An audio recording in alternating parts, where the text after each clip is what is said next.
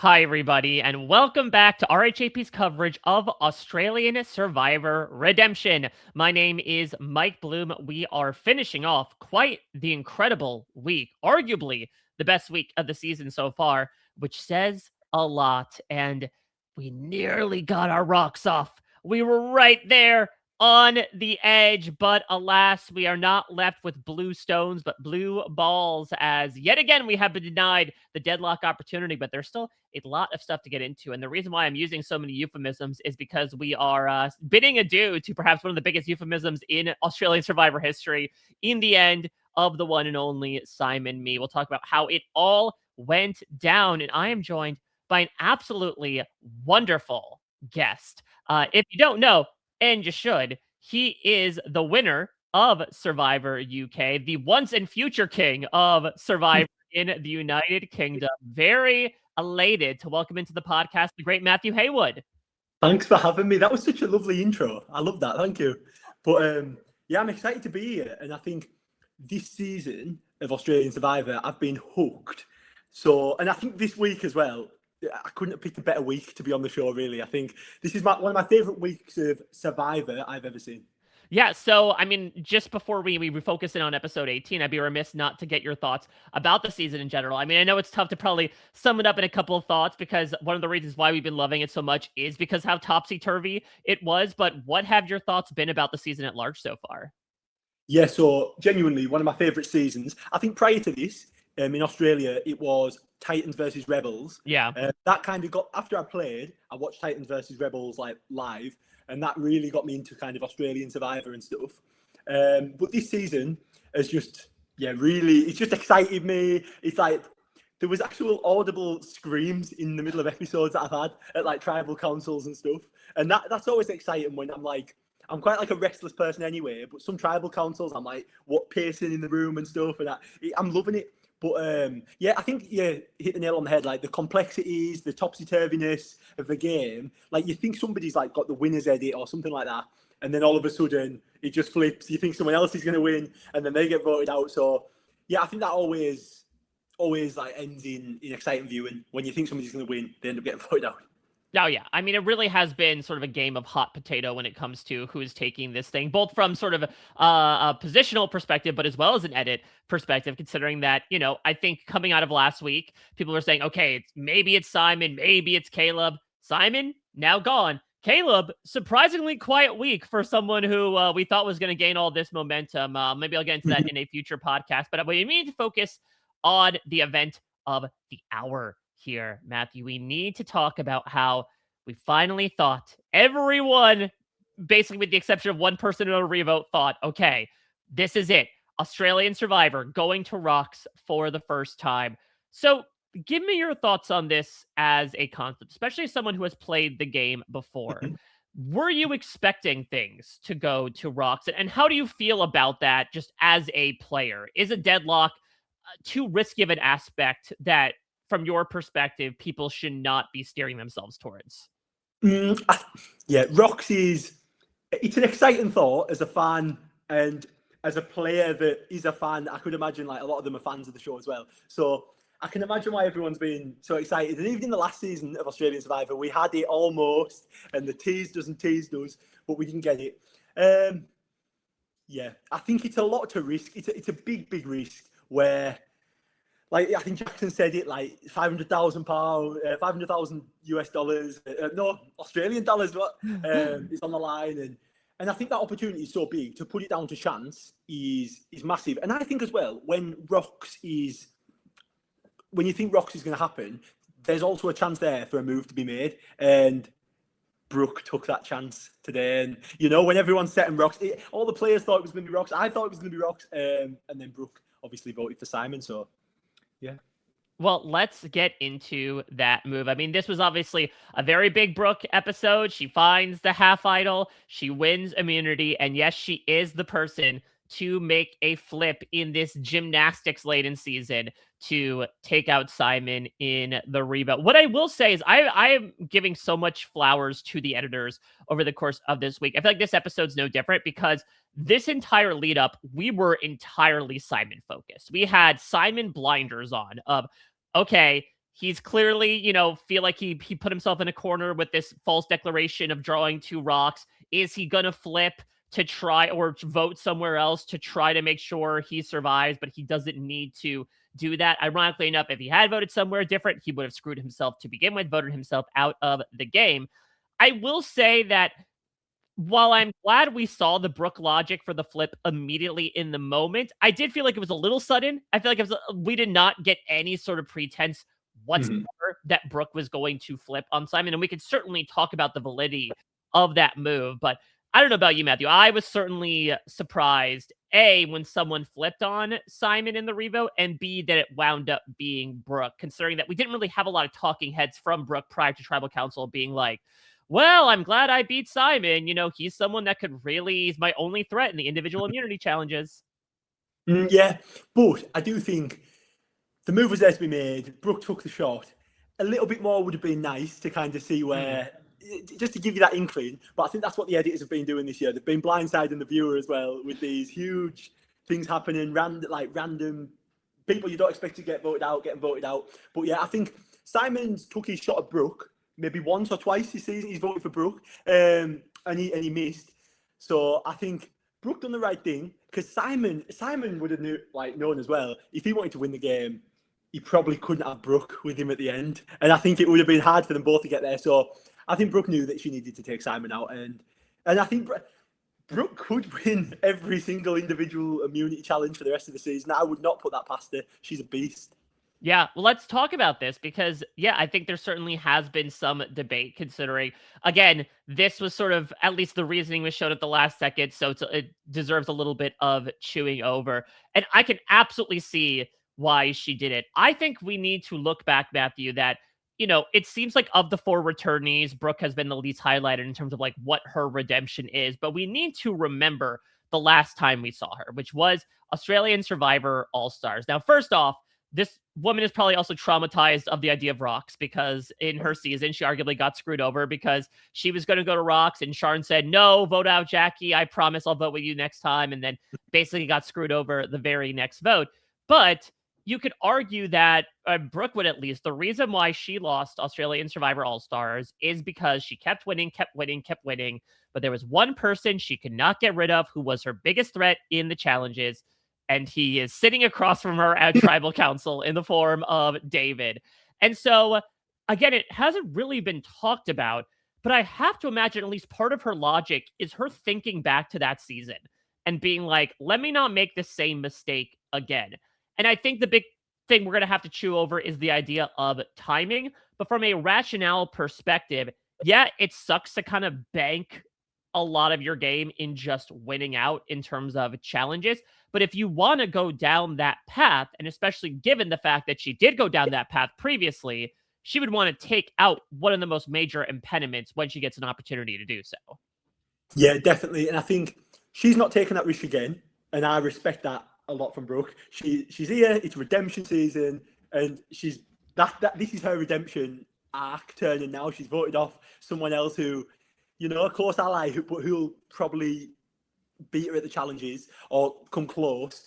But I think there's that. But I actually don't think Brooke does just have to rely on winning out. I think she definitely could.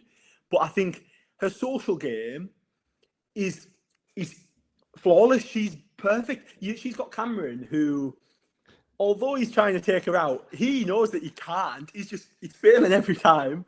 And he's like even laughing at himself in the game. He's just like, she's got these powers, but you'll soon come to realise they're not powers. That she's incredibly socially. She can read the game really well. And I think some of the best players can sit at a tribal council, and I see this from Brooke so often, and she's sitting at the tribal council and they can see that moment where something needs to change and you need to be able to adapt, and she can. And we've seen that at tribal council. She's got the best reads on the other people in the tribe.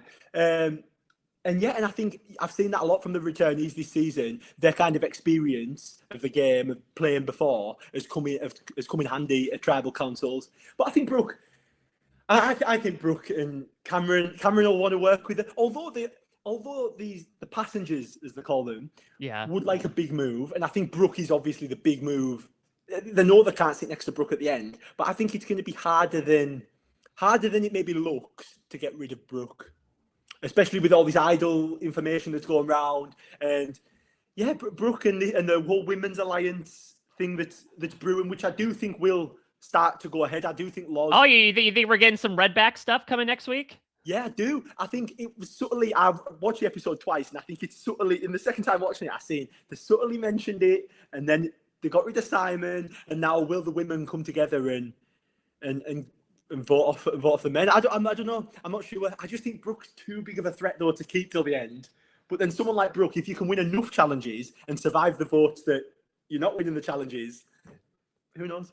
Yeah, so I mean, I think the idol probably helps here, probably makes Brooke feel like she could take this shot, because I think obviously the big discussion point when it comes to the timing of this move, which honestly I'm still a little iffy on, is like, I understand Simon needing to be taken out. Why now?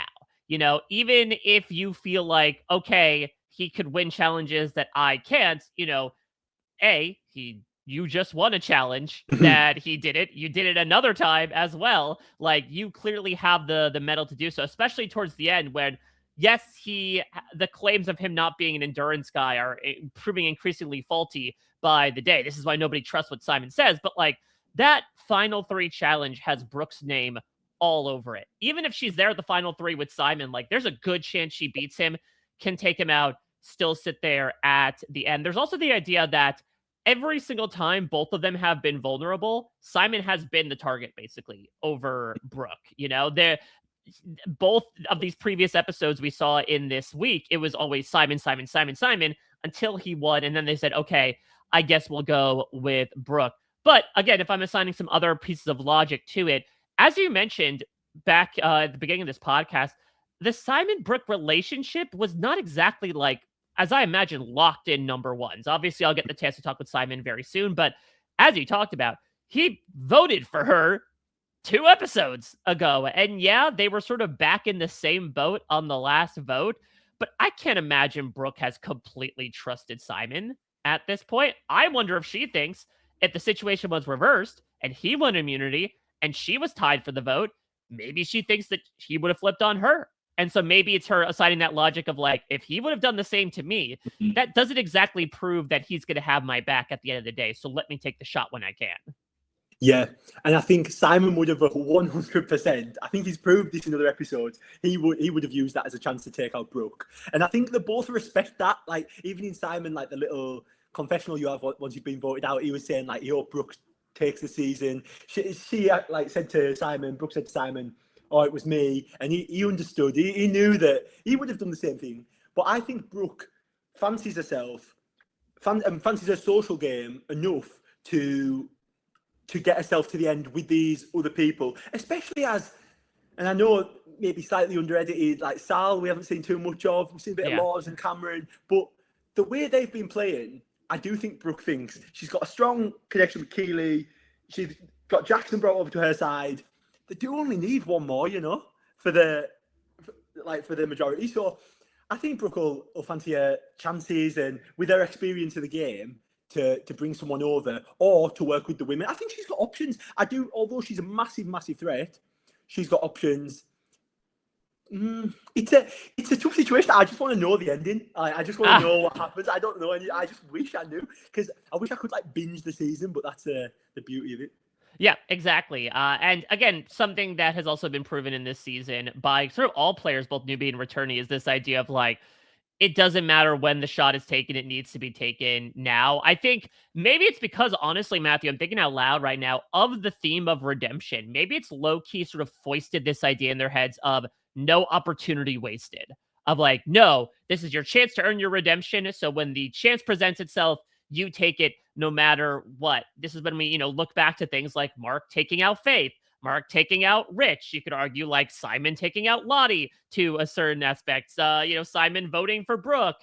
So there's a lot of sort of decisions that these people are making, especially from the returnees perspective, where they're like, we've got to, as they keep saying, go get before you get got, as out of like a word salad that is. And so again, maybe Brooke was not necessarily thinking about like, well, this will help me on day 46 as much as it's like, this is going to help me in the near future. I certainly have questions about it, again, as you mentioned, like, okay, you went from maybe being target 1A to being target 1 with a bullet right now, but she has some shields she could possibly work her way around, even though she has used a major one. I also think there's also a caveat as to, okay, why does Brooke flip in the revote and not initially? Remember that the other side, the returnees plus Jackson and Keely, all thought that Keely was the one getting votes. This is what Cameron had convinced Simon. And so Brooke, I think, would risk a deadlock for Keely. Keely's important enough to endgame that she wanted to keep her in. But the second she saw that Simon was the one being tied up, then she thought, okay, this is something that I need to sort of take a gamble on, whether I think I'll have this opportunity again. But again, I think she does, I imagine at least, change her mind on the fly at this tribal council when she realizes, like, okay, not only can I take a shot at Simon right now, but I would also not want to have a situation where Simon is safe in the deadlock and now Keely is drawing a rock and I could lose my number 1 ally.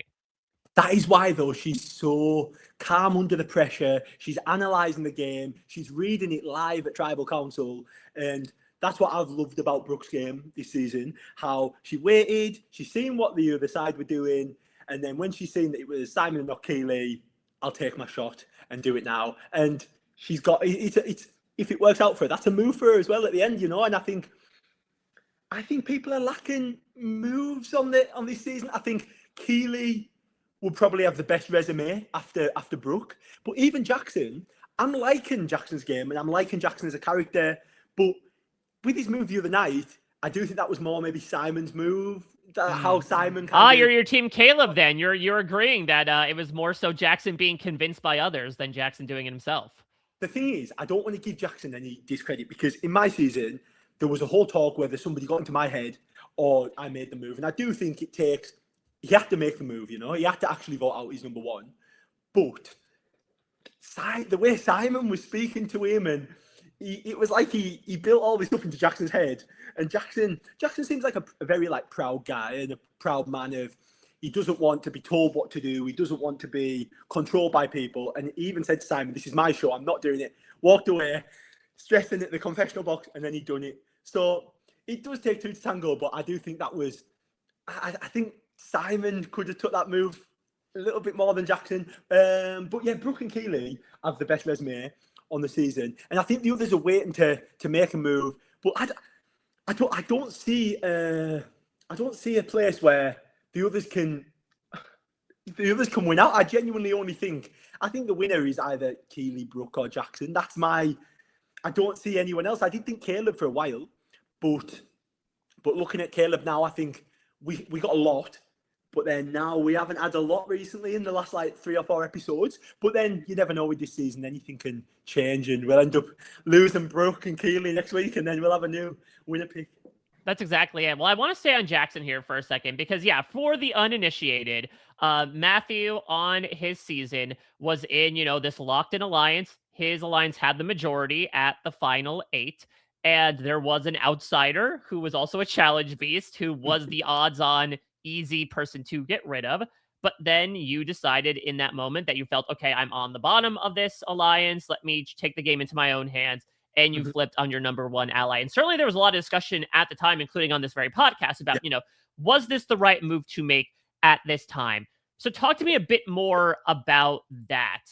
How were you assessing the timing of that move in the moment? And can you sort of project that onto Jackson and him deciding to take the move on Ben at that very moment? Yeah, and I've seen a lot of discussion online about Jackson's move. Whether that was is it the right time or it's not the right time? But I do see the thing of he had the clear shot there when the numbers are there. Yeah, get God. I do believe, and not necessarily that Jackson was going to get took out, but I think Ben was leading a lot of things, and sometimes as well being the number 2 to Ben, he would have ended up getting under threat for being the number 2 to weaken the big man. But I think he's very similar to the situation I had. And I think it got to a point where, although maybe it worked out for me, but I believed in my connections. I don't know where Jackson's head's at I wish I could speak to him and see where his social connections are everywhere. But I believed in my social connections of the fact I got a tribe swap, so I'd met everyone on the other side. So I had my fingers in a lot of pies, so I backed that I could carry myself to the end. But yeah, I think if it is it's a big move to make. Jackson knew he had the numbers. Later on, would he have? Everyone else would have made the move. Someone else would have tried to make it. He can claim that move at the end if he's there. But I always said with me, I could have claimed the move. Everyone else in the vote could have claimed the move. But because it was my number one, it's a bigger move for me because of the risk was a lot more for me than it would have been Simon voting Ben. Jackson's taken that big risk. So the fact he's taken that big leap, I do think he can take a lot of the credit. But it was just the whole tribal council. Yeah, I feel like a bit of a hypocrite that I'm saying that it's Simon's move. But because I didn't like it when people were saying it wasn't my move. But no, I think either of them could have took it. But I just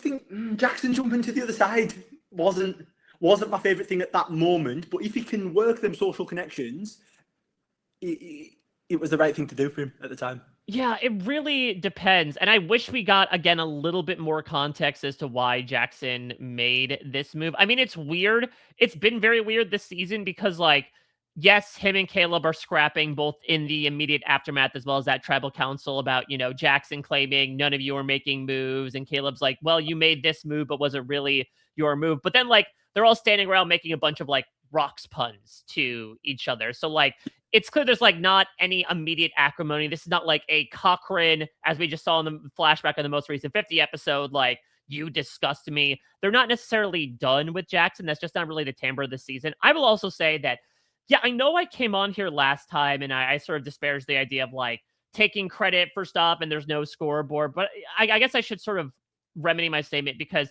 one of the things I love about a jury vote in Survivor is that essentially it's up to the players to determine what the game is that season. I mean, there are certainly rules, but even Simon's like, no, there's no rule about drawing rocks in a tiebreaker. I can draw 2 rocks. But I think that the more I'm sitting here and hearing these people talk, the more I am realizing that this is a very resume coded season. And sometimes that's not going to be the case. And of course, a lot of it is indicative, I think, in a way of how you couch those moves at a final tribal council. You can speak to that first and foremost. But it does seem like increasingly, as much as I sometimes roll my eyes at the accusations of like, you're not playing the game, you're not making these moves, as much as I might disagree with it, all that matters is if they on the beach agree with it. And it does seem like as time is progressing, this is a season that is all about you've got to make these big moves to deserve the win. And so it leads to also maybe another reason why some of these players want to shoot their shot is, okay, especially what Simon talked about last episode, if I don't make this move, somebody else will. And so let me preemptively take the credit for it. Yeah, and I think that's maybe something to do with the fact that the returning players are playing with newbies as well. I think maybe these returning players, with their experience of it, and they're there for redemption as well. They've maybe missed out because of some things in the past. So they're probably hammering it in. We need big moves. And Simon doing it so well by saying to Jackson, this is going to be a legacy move, and kind of really hammering it into Jackson about legacy and stuff.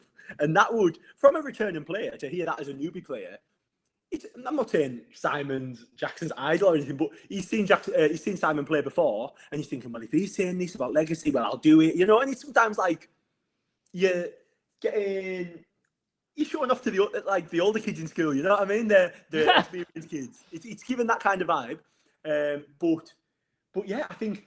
The whole you saying about it's like a resume-based season, I completely agree with. With Keely saying in a confessional, I've got my resume to lose. Nobody, and I think the players are saying it on the beach. They're saying it at tribal council in front of the jury. And Jackson said that the passengers haven't made a move and they're still looking for a big move. The passengers weren't even countering it. They were kind of agreeing that they don't have a move. And I think if that's all getting done in front of the jury, I can see it being you need a good resume and big moves on the resume to win this season. All right, well, let's go to this deadlock situation because, again, it was established from the very beginning until like the third to last minute of this episode that we are clearly in a 4 versus 4 dynamic. And listen, there were attempts to have Simon vote for Keely to make it a 4-3-1 or to get this women's alliance going so Brooke and Keely end up flipping. So I want to talk about each of these sides here, Matthew, and get your thoughts as to, okay, is anyone incentivized to not force rocks in this scenario? Is anyone incentivized to flip on, their side to vote with the others? Let's start with our passengers here, our newbies, our underdogs, whatever you want to call them.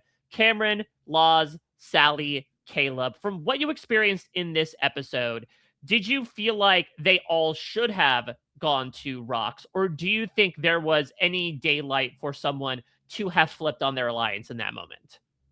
I think the passengers, rocks was probably their best option. I don't think they want to lose one of their own in that situation.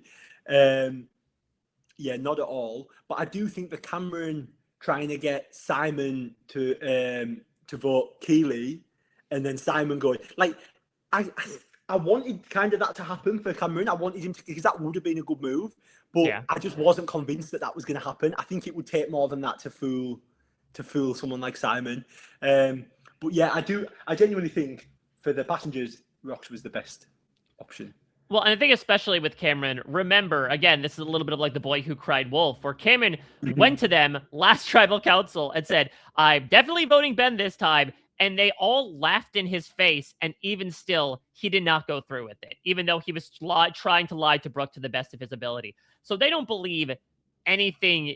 I mean, they try not to believe anything that he is saying, which is why it's so interesting that they take this information that he gave of like, oh, we're voting for Keely, and don't immediately think, okay, so it's not Keely. I don't know. I was chewing on this a little bit, Matthew. I feel like there may be, of the two sides here, and we'll get into the other side in a little bit, I feel like on paper, the newbie should be more incentivized to flip than the returnees. Because if I'm on the outside of this returnee alliance, are they really all going to go to the end with each other? As you mentioned, these are the people with the biggest resume move. We just saw what Brooke did in this very episode. Do you honestly think they're like, yep, us four to the end, we're sticking together? Yes, it actively puts you in a minority. And maybe this is also the reason why Brooke makes the move that she does, is like, yeah, we may be down 4-3 in terms of numbers, but like, I have my outs. I mean, it depends on the connections you have on the other side, but I would not have been surprised if someone like a Sally does end up flipping, as Simon and Jackson were pushing her to do, because it's not like you're guaranteed now 7th, 6th, or 5th. These people are way too threatening for each other to really feel like, and too savvy as well, to feel like, let's just all make it to the end together and fight it out as the 4 biggest players of the end game. And I think it did show you that Sally was she was teasing it. They know they need to make a move in this season, or they need to make something. But yeah, I just think they were a bit scared to kind of put the neck on the line, and I think we've seen that, like you said, time after time with Cameron. It's getting to the point where I'm watching it and I don't even believe it's going to happen. Probably what happened, that's what I'm thinking when I'm watching Cameron say he's going to do something. But no, I think they all know they need to make a move. And I think they're going to try now. Someone will have to try. But I wonder what that move will be. And it could be getting Keely as like Brooke's kind of like second in command. But I think Brooke, with the challenges, is such a problem, because she genuinely could win out. And that final 3 challenge, she'll definitely win if it's endurance or something like that. But I just think a move for the passengers is not to just go with the returnees. I just don't think that is a good enough move. But I do think that they will probably think that is a move, and I don't agree with that. Flipping on their alliance isn't a good move for them. Yeah, I mean, I'm talking on one side of my mouth, because on the other side, I'm thinking about how much does this further the narrative if you flip of like, here are these, it's Keely and Simon and Brooke, and they've survived so many tribal councils because you all keep shooting yourselves in the foot. I think you bring up a good point, and especially if you are someone like Caleb, right, who feels like Jackson makes this move, and it's more so seen as in deference to the returnees than like a move that you made of yourself. What's the chances that you flip and you are viewed in the exact same way? That like, no, this is not your move. This is yet another move for this minority that is slowly becoming the majority. So again, this is where the complexities of the season lie, because I do think flipping makes sense from a positional perspective, but it may not make sense from, as you mentioned, the story of this season. The idea of it doesn't help your winning perspectives. It helps you maybe get to the end, But this is a move that can't necessarily be seen, especially what Brooke talked about last episode of like, I've seen people get to the end and they claim they did stuff and they actually didn't. I feel like that's a little bit of a bugaboo that they have in their heads. Yeah, and I think that kind of thing, it's coming from a returning player, somebody who's done it time after time, and she's seen everything. That is going to make the passengers want to make a move. And they're sitting there ready, but I don't know what it'll be. I think it's a tough one because, like you said, and Miles said it. Miles said it. Caleb said it. Sorry, Caleb said you're gonna. It's not his move. Like, and it can be debated like that. And that is the beautiful thing about Survivor. There's so many like intricate details and stuff, but the jury is probably going to be the players that could also take that move as their own. So it'll be interesting to see how they pitch that. But no, I don't see a chance. I don't see any way where any of the passengers win this season. Yeah. I mean, I think that, again, I don't want to get too much into the edit ticky-tack. It seems like Caleb would have the best chance just because he, A, has had the most story of the four, and B, again, if we're talking about, like, what's your big move? He did have this big move against Mark, and that is something that is solely credited to him. This was not, oh, the returnees convinced you. Literally, Brooke is back at camp being like, congratulations, Caleb. Good job for doing this. And so, again, I don't think he's incentivized to flip because it's like, well, he is maybe like the leader of that pack right now in terms of who has the biggest resume at this point. I mean, I think what's also interesting is you talk about, whether it's fear or something. I think it's a matter of timing for these people. Like, I think Cameron said at one point in a tribal council, and I'm paraphrasing, basically like, sitting and being patient is not playing scared. And certainly we have seen plenty of people in the past be able to benefit from like finding just the right moment and taking out their person. Natalie Anderson arguably won the game in Survivor San Juan del Sur because she waited until John Mish was perfectly available, got the right people on board, and took that shot. But again, I think the culture of this season has kind of created this sort of like, for lack of a better term, shit or get off the pot type of thematics. And so I think especially, yes, it's the final 7 and we still have, 4 or 5 votes until the final 2. But it sounds like, especially with the conversation that's going on at Tribal Council, they may have to, even if they do, as you mentioned, like Brooke, Keely, Jackson, 1, 2, 3 over the course of next week, it's going to have to become a matter of sort of fighting over that scrap of meat to claim, okay, whose move was this? Whose move was that? And again, it's something that I personally disagree with, but the players are all sort of surrounding this narrative, and it's becoming increasingly clear that is, I think, it's going to be pervading a final tribal council. I agree, and I think with a move that they'll be looking for, that big move, isn't just getting to a final 4 or final 4 with Brooke still there. Brooke doesn't win immunity for once, and then voting Brooke out. I don't know if that's the game-winning move for these passengers.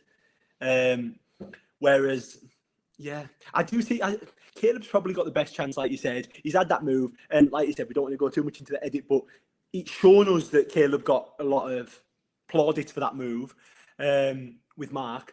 So yeah, I think they need to act fast and make an exciting move now. Now is the time. Timing's perfect now. Well, let's talk about someone who at least tries to put some things into motion here. Now, I don't know how much Laws is actually, on the back of the Redbacks here. Like, how much of this was just sort of like what Cameron did with Simon, a way to try to either flip Keely and Brooke over to your side or just like scuttle their votes. But what did you make of this? Again, Laws is someone who, honestly, we haven't really seen a lot of. The few times we have, she's been in this swing vote position where she talks about like consistently being torn with her heart and her head and how, she tries to play the game with morals and true to who she is and her struggle with that. But what did you make of this move here? I mean, it sounds like you think that the Redbacks might actually be a thing, but what did you make of Laws making a pitch in this moment? I think Laws is very intelligent and she does know the game. She knows what she's doing. But I do think that, because the way Brooke and Keely were speaking about it in Tribal Council about voting for Laws, and they were saying, oh, but we can use this on Laws to say we were saving her. That shows to me that Brooke and Keely thinks Laws was being genuine as well. Yeah. And that kind of connection with that. And I think Brooke and Keely, like, very good social players, very good reads of the game. I trust that they're reading live on the beach the situation as it's happening, and I think that could happen. And the way that Sal kind of was teasing about going against the other newbies, I do think there could be some sort of women's alliance coming. I do, and I think we've had it subtly dropped to us, and then next week maybe we'll see that. Yeah, I think from a Law's perspective, that could make sense. And listen, Laws was doing a lot of good stuff in this episode. Maybe we'll get into it with the Chizzy. You know, she makes this connection with Caleb. We assume that she's already locked in with Cameron. So, like, now, if Sally is amenable to this possible alliance and it actually goes through, she's theoretically, like, basically in an alliance with everybody except for Jackson. That's what you want to be. You want to be in that position, don't you? Friends with everyone. You've got everyone close to you, and then you can just pick who you want off. I feel like that was a bit of my game. I kept everyone close, and then you can kind of just push people away as and when you want and vote them off.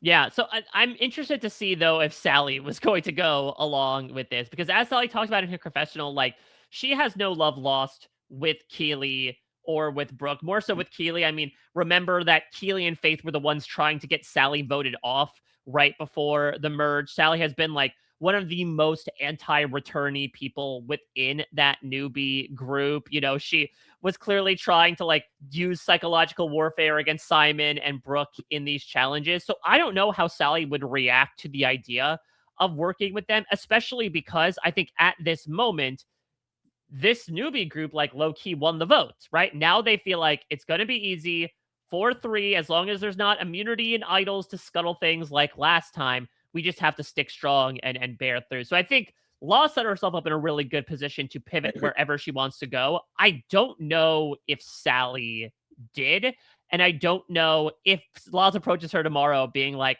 oh, by the way, we have this women's alliance. Unlike Micronesia, when Amanda is approached about the Black Widow Brigade, I don't know if she would be as accepting of that. Mm-hmm. Yeah. I think the girls are going to come out of this tribal council, Keely and Brooke, and I think they'll be able to use Loz, and they'll be able to say to Loz, come with us, make some moves, go against it. But then also the Loz relationship with Caleb was shown. And I think us getting the smallest moment of that, again, I know it's edit, but we've seen that and they're showing us that. Why are we getting shown the Caleb and Loz? Are they gonna bind together and do something? Maybe. I can see that happening. Yeah, well, let's go over to the other side here. Now, obviously, we talked a lot about Brooke's decision here, but I guess the question is here, Matthew, should it have gotten to that point in the first place? Do you think, yes, Jackson flips to work with these four to vote out Ben, but should they have stuck together as a four going into the vote? Or, as was sort of teased at the beginning of the episode, should they have just been going for each other right off the bat? You saying that about the four? About Brooke, Keely, Simon, and Jackson. I think Jackson had just secured, though, his loyalty with Simon. So I don't think Jackson would want to go against Simon there. I think he sees him as somebody he's got under it. Simon thinks that he's got Jackson under his wing, and Jackson thinks he's got Simon under his wing. So they both feel like they're looking out for each other. But yeah, I think Jackson could have maybe like went with the other guys and like really tried to push some big move against Brooke or something like that. I think it is a bit. It's a bit naive maybe of Jackson to think like. I was a bit shocked when they got back to got back to camp after the other tribal council where Ben left, where Jackson was so adamant that he's with these other four. Because I think voting Ben out isn't really a move that the other newbies would have wanted to make that move themselves at some point. So it's not like that's what Jackson's saying, right? He's like, when I got back to camp, 2 or 3 people approached me saying, oh, I would have done the same thing. Yes. And I think that just shows it's not like he's voted out somebody in the alliance, went against that no one else wants out. They all want him out. So I think Jackson could have went back to his old to the newbie alliance and then made an even bigger move against the returnees. That could have been something. But yeah, I think for the rest of them, Brooke, Keely, I'm happy they stayed strong together.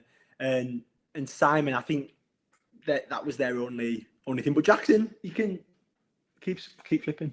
Yeah, I mean, that's the thing is that I think that maybe another reason why Jackson felt sort of at home here is that, this is an alliance where there was a little bit of mutually assured destruction in that they all kind of needed each other as shields. It's why, again, I'm like, I don't completely get on board with the move that Brooke made specifically at this time. Or like the reason why Jackson said in the last episode that he didn't want to get rid of all the returnees is because he thought if he did, then him and Ben would be next. And for what it's worth, from our perspective, it doesn't seem like Jackson was really being bandied about as a target whatsoever. It was all talk about Simon, Brooke, and Keely. And so if it came to sort of like what happened with Caleb, right? Poking your head up, meerkat style, making your big move, and then dipping back underground, he was able to accomplish this. I still don't know, again, especially the way he's communicating this move, if it's, coming across as well as maybe he thinks it is. But I think it made sense for him to, especially when, and let's talk about this, Matthew, he believes that he is facing a win-win in this deadlock scenario, that he believes that Simon's promise was accurate. This guy knows his survivor. He's played 3 times already. Okay, we made this deal. First off, I was shocked to see that as a flashback. And it's kind of weird that like Jackson took that as a deal, considering that was not offered the previous episode, but the one before, and Jackson did not take the deal. It's very odd to be like, remember when you said that thing 3 days ago out of desperation to all of us? I would like to take that deal now. But it's clearly something that Simon felt like, and I'll talk to him about this as well, even though he does end up sticking with this group and forcing the deadlock, he felt like he would have been absolutely screwed if it was outed that this was false. Talk to me a bit about this, both Simon's choice to lie, and did you feel like he would have been truly screwed if, let's say, they do end up voting for Keely, it's a deadlock, Simon's like, sorry, buddy, yeah, kind of fudged the rules a little bit there to get you on my side. I actually really respect what Simon done with that and just lied through his teeth. Fair play. I feel like, but I also get why the newbies would believe that and believe that is a thing. But if it did come out at the tribal council, like Jackson was so sure that was going to happen. He was like, well, I'm safe. And then Simon was just like, kind of looking a bit awkwardly like around that. But I think if I was Simon and I'd made that promise that wouldn't follow through, I would have just played so shocked. You just have to play the idiot kind of thing. What, really?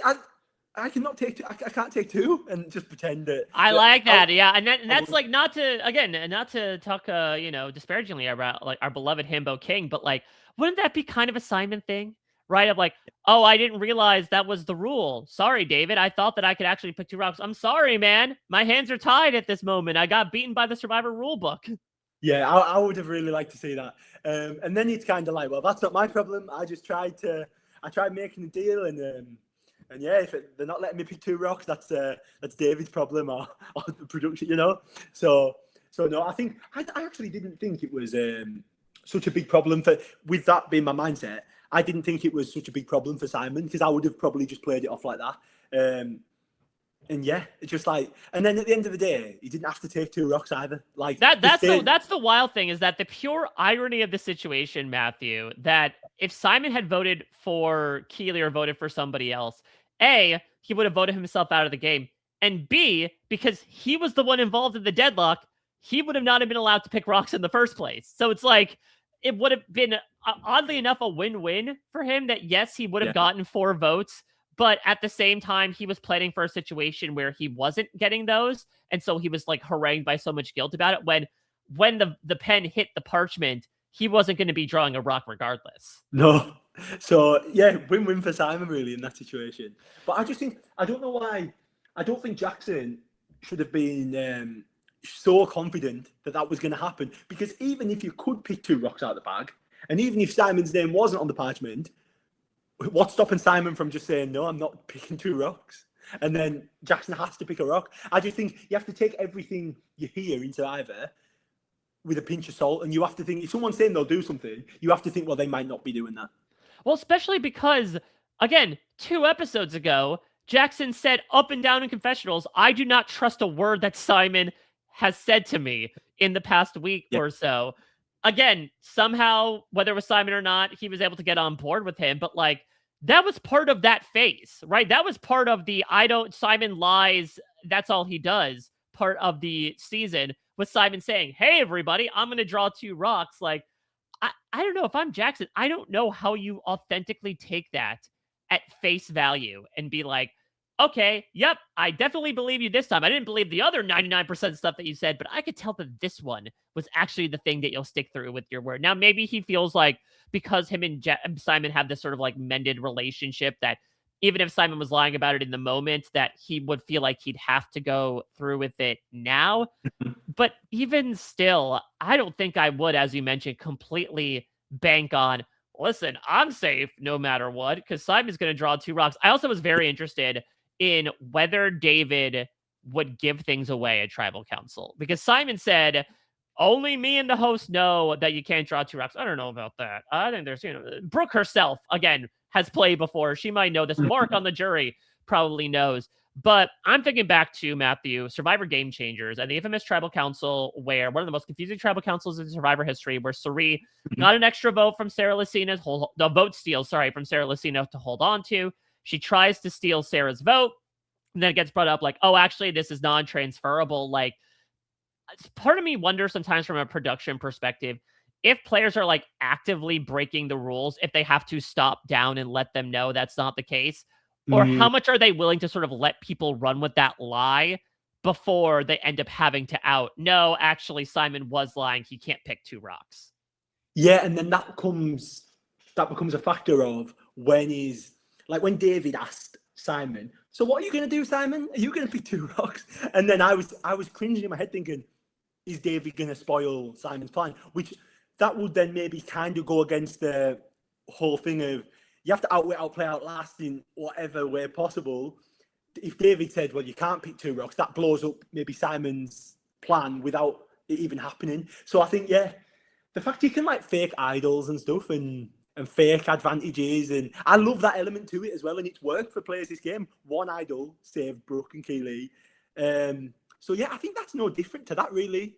Like a fake idol, a fake bit of knowledge, saying I'll pick 2 rocks, saying that I'll vote for someone and not doing it. It's kind of, Yeah. Well, let's get into a couple of other miscellaneous things before we finish things off with the Chizzy here, Matthew. Let's talk about the reward. The videos from home, a trip to the Survivor Cinema. And I don't know, maybe it's the parent in me, but like these ones got me good. I think it's also maybe because we've seen so much of Brooke and Simon on our screens that like watching them come back for the first time as parents and clearly deal with a lot of like simultaneous guilt of leaving their child behind. I mean, my heart broke when Brooke said that the longest she spent away from her daughter before this was 5 hours. Is just, I cannot imagine how much like unbelievable emotional fracturedness she's dealt with over the course of this, on top of playing a very stressful game. But to watch them absolutely bawling got me going. I loved meeting Cameron's family. It's clear they all have, it's clear where he got his sort of like sense of humor from. Yeah. But I want to talk about Jackson here, because this was such a sweet moment. And I really do feel like I'm sort of circulating around this theory, and maybe it will ultimately lead to a Jackson win, that I think nobody represents the theme of redemption this season more than Jackson.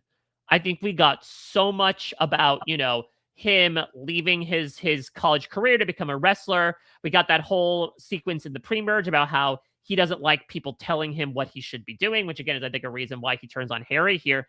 But like, even if, I disagree with the gameplay or what have you, it meant so much for me to like see how much it meant to him to watch his mom basically be like, yeah, I'm proud of you, from what he believes is essentially the first time in his life. Like, yeah, maybe you don't need to necessarily go on reality TV to have your parents say that, but I'm sure it meant so much to him, not only in this game, but in his life. And it was absolutely incredible to watch him be able to finally sort of achieve something he always wanted in the middle of this incredibly stressful game.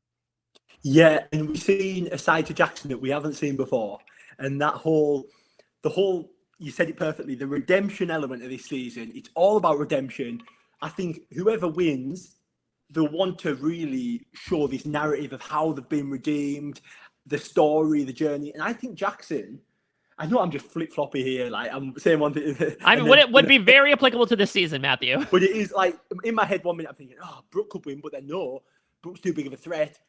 Surely someone will get her. But then Jackson, he's said it himself as well. He's got rid of Ben, but then he's also still got his shields of Brooke. I can see a Jackson win. I would like to see that as well because, like you said, his story of redemption sums up the season perfectly.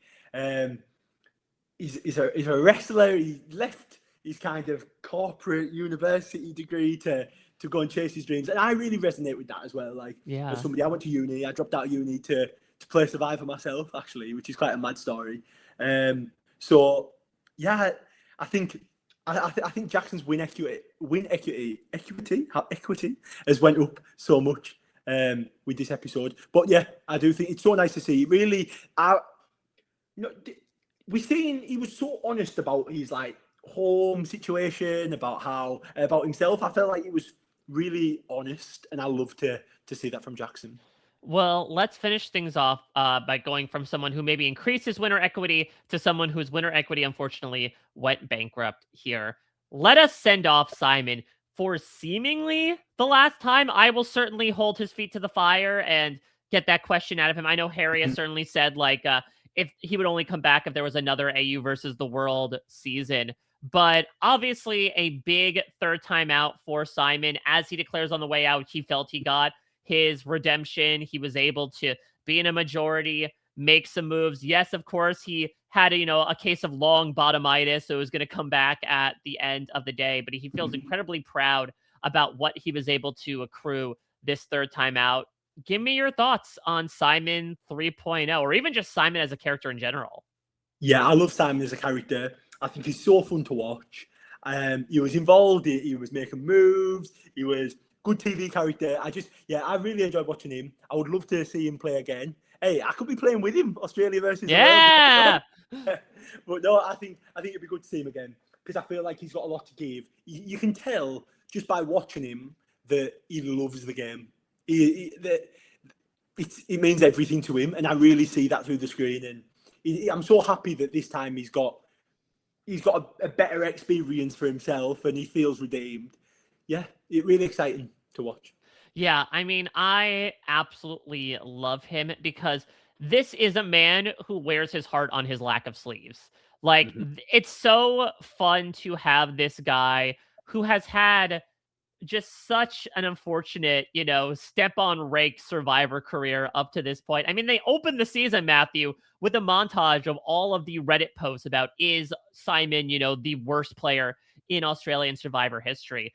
And so I do think that he came in with that sort of echoing through his head. And so while he didn't take home the win, and while he finished theoretically actually 2 places less than he did in Heroes versus Villains, I think he feels like this was his best outing yet because he actually did have cards to play with.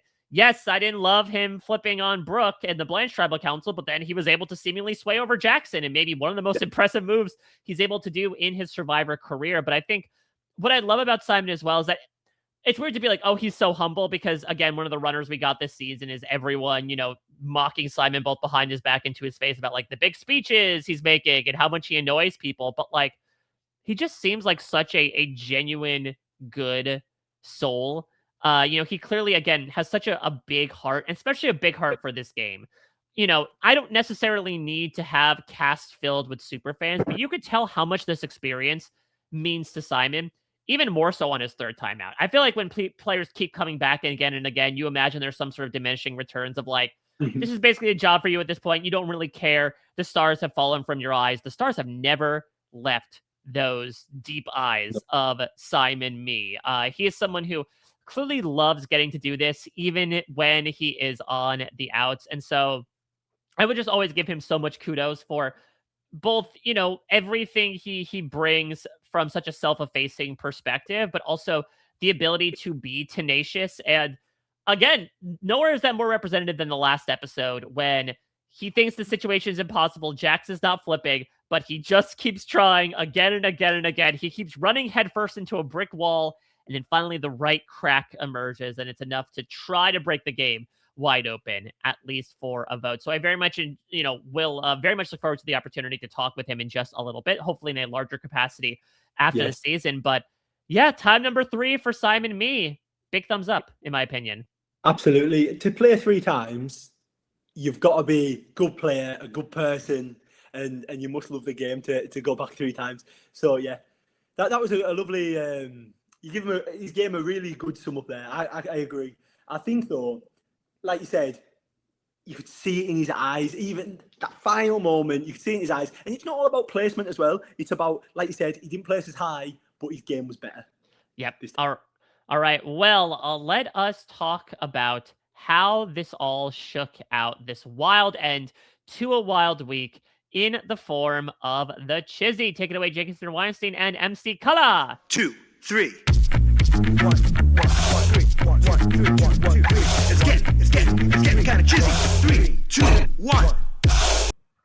Interesting vote, as always, for the Chizzy, given the topsy-turviness of this season, because theoretically we had, 4 people, quote-unquote, win the vote. Simon's gone, but it came at the hands of one of the returnees flipping in Brooke.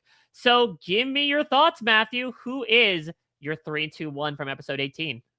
So I'm going to give 3 points. And this has been tough. I've been thinking about different people, switching them in and out. But I am going to go 3 points for Brooke. Okay. I think she won individual immunity again. And it just showed, it's so impressive. And I know strategy is impressive. But if you can win them immunities, even if you're vulnerable, you'll be through to the next week, which I think was incredible. And she found an idol, a half idol, which will be an advantage for her later in the game. Yeah, wait, not to pause things down before you get into more of the Chizzy. What do you think about that, by the way, that now we're finally getting into some, I think this might be some of the first half idol stuff we've seen on Australian Survivor in general. Yeah, it adds a funny dynamic to it now. It's someone else will find that other half. You hope, if you're Brooke, you're hoping it's the right person that finds that other half. But no, I like that because it brings, Brooke found a lot of idols. So she'll actually have to work a bit harder to get this one. She can't just use it. And I think that's good because we'll see people making deals with each other. If Caleb finds it, that'll be exciting. And I'd actually love Caleb to find it, I can't lie. I think who knows what will happen to that idol if Caleb finds the other half. Yeah, I mean, I love this. This is maybe, to me, a very underrated twist that I'm surprised they haven't used more, especially in US Survivor. They used it a couple times in, season 38, especially. But I love the half idols. I love the idea of an inherently individualistic twist like an immunity idol requiring cooperation with somebody and a lot of the tension that exists therein. I mean, again, going back to season 38, if you remember, Rick Devens comes back into the game with 2 half idols. Someone else had to have the other half idol for a tribal council, and then they could combine. And he gave it to David Wright. And then there was this very awkward moment where David's like, should I give it back? Should I not give it back? And I think especially if what we're being led to believe next week is true, if it is Caleb finds the other half, then there's some really fun tension there as to, should he give her the other half of the idol? Should she give him the idol to sort of broker this relationship? There's a lot of ways to create unlikely duos. Hell, we even saw it low-key in this episode where Cameron just happens to see Brooke finding the idol behind the pillow and is like, okay, I guess I'm working with you now because I'm not going to disclose this information to anybody. Yeah, my heart dropped when I seen Cameron. It was just that moment. Not a word was spoken. It was like something out of the horror film. And when Brooke said, I told you I wanted to be friends. It was just a nice moment, but no, scary as well. And I think, Cameron won't tell anyone and he'll want to be involved and it'll give him a chance to maybe make a move, it gives him that kind of safety net. I don't know. I disagree. I think the second Brooke is vulnerable, Cameron is telling the other side that she has an idol. I think they do not want to get fooled again. I think he's going to be like, listen, I saw what she had. I think the moment it was fine this time because Brooke had won immunity, but I think the second that Brooke is available to be voted for, I think he's going to sell her down the river. But, okay, maybe will. But I do think him telling people that Brooke's got an idol, that's one thing. But then if Brooke gets the other half of this idol, all of a sudden, it's not just as plain sailing as telling everyone and Brooke's okay. The way Brooke can use that idol can hopefully get her out of it. Mm-hmm. All right. So sorry if I interrupted you. Do you have any other things to say about Brooke, or did you want to move on to I just think she's done really well. She's still here, and I think that's insane. Her social game's great. I think it just shows with her relationship with Cameron, even though Cameron's been going at her, and everyone knows she's a big threat, she's still got them. You can tell just by the way she is with Jackson and the way she's with Cameron and Laws is pulling her. She's very good socially and she's positioned herself really good. So 3 points to Brooke.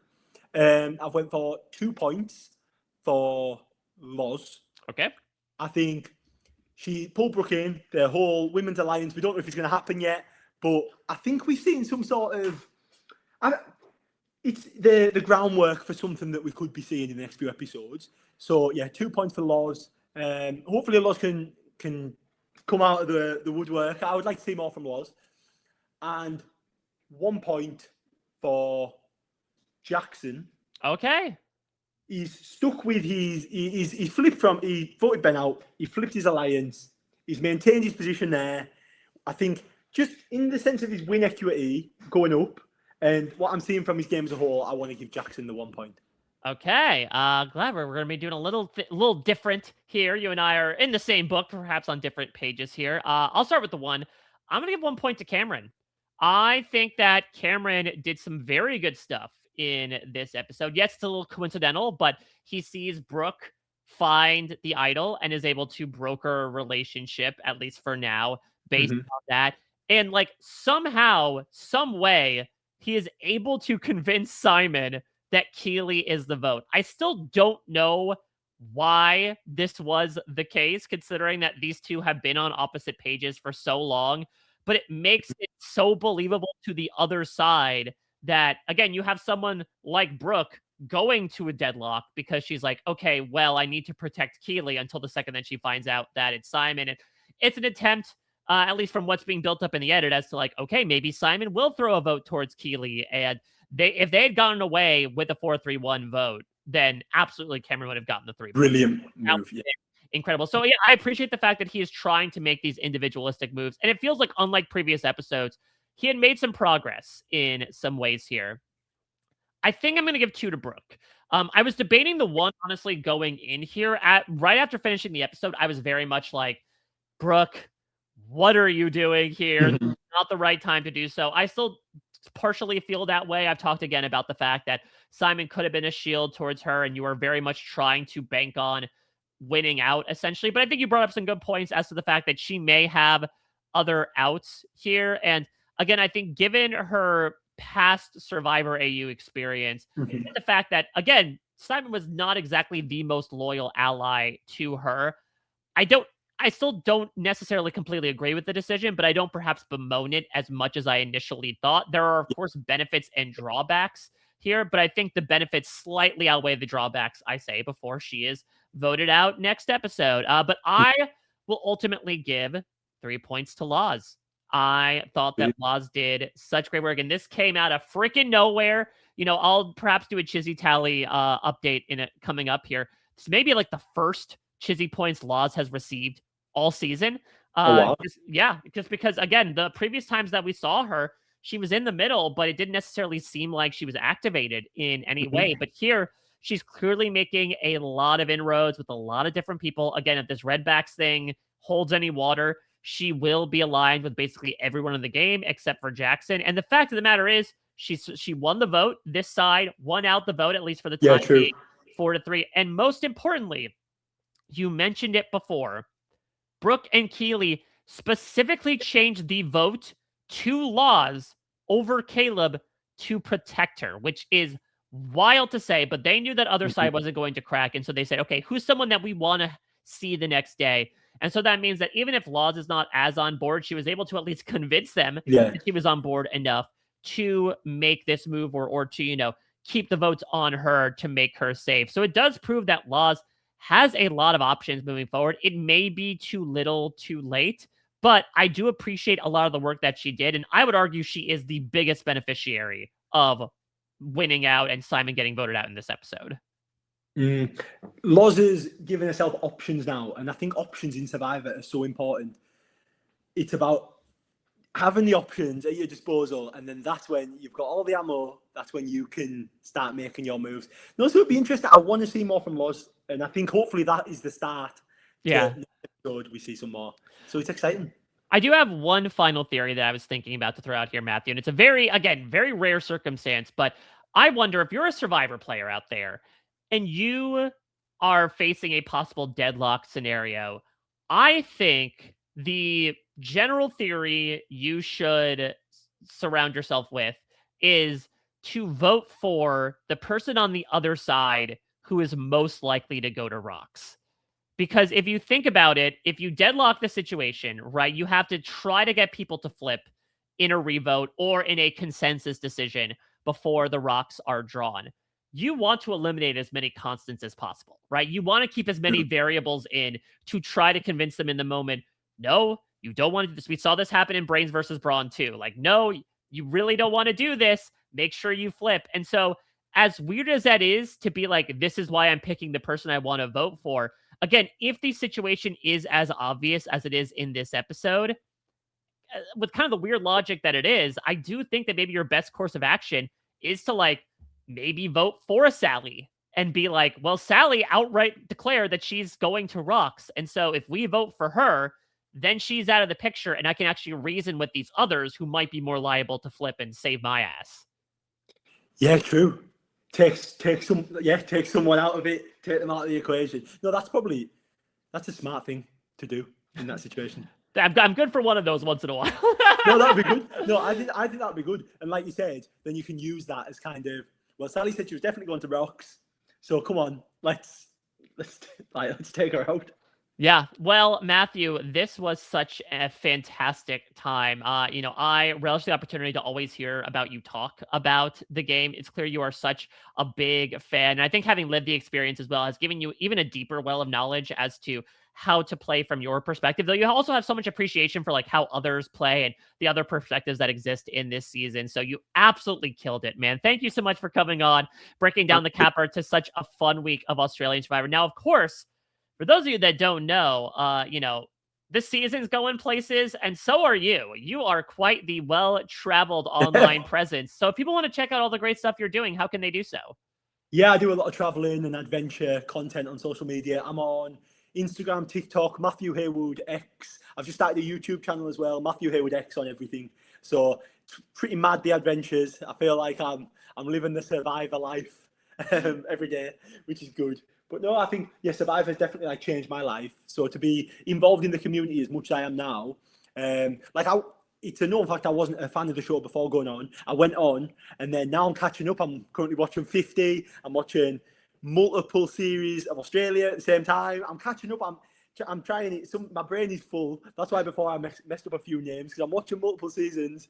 But no, I'm loving it. And I've still, the lucky things about me, I've still got so much more to watch. I've got all this. Shannon sent me a list as well of like best to worst seasons, which ones I need to watch, but I'm gonna watch them all anyway because I think even the bad seasons are good to have. Like the knowledge as well. If I'm podcasting and stuff, is nice to have. Yeah, and also, like, again, I think people's taste of the seasons are subjective too. Like, I've certainly seen a lot of people say that they don't like the quote-unquote good season. Some people that say they actually like the quote-unquote bad season. So, listen, I always talk about from a fandom perspective, better late than never. And again, to bring your sort of like game-minded aspect with the openness with which you examine the entire world, it's incredible to have you on board, not only this fandom, but on board this podcast, Guest Express. It has been so much fun getting to chat with you, my friend. Of course, I'm going to keep on keeping on with all things going on with this really fun AU season. The next thing you'll be hearing from me very soon are my exit interviews with the 3 people eliminated this week: Blanche, Ben, and Simon. They should be 3 really fun chats, providing a lot of key context to what has been a wild week of Australian Survivor. Maybe a couple of extra things as well in the lead up to whenever the next episode comes. I don't think the release schedule has been announced yet. It was obviously Sunday, Monday, Wednesday this week. Might be another Sunday, Monday, Tuesday. We might have 3 episodes. We might have 2. This is maybe the usual point of a season where we go down to 2 episodes instead of 3. Regardless, I'm sure we will be eagerly sat to see what's going to happen at the final 7 here. Will Brooke's big gamble pay off? What will happen with the half idols? Are the Redbacks here to stay?